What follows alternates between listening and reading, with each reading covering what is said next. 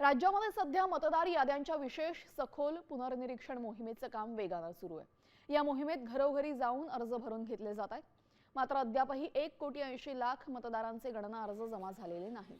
त्यामुळे आता वेळेमध्ये अर्ज न करणाऱ्या या मतदारांची नावं आगामी प्रारूप मतदार यादीतनं वगळली जाण्याची दाट शक्यता आहे।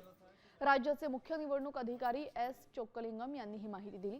17 ऑगस्ट ही अर्ज जमा करण्याची अंतिम मुदत असून 24 ऑगस्ट नंतर मतदारांना नव्यानं नाव नोंदणीची संधी मिळणार आहे।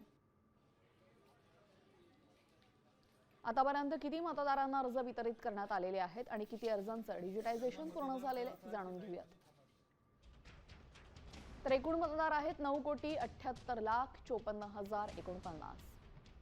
वितरित अर्ज 9,69,54,766।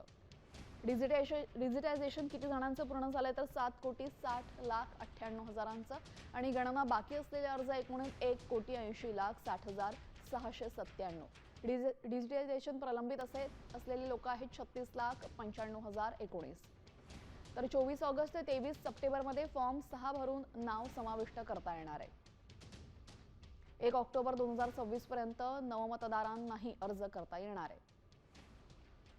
पत्ता बदलला असेल किंवा फोटो चुकीचा असेल तर फॉर्म 8 भरता येणार।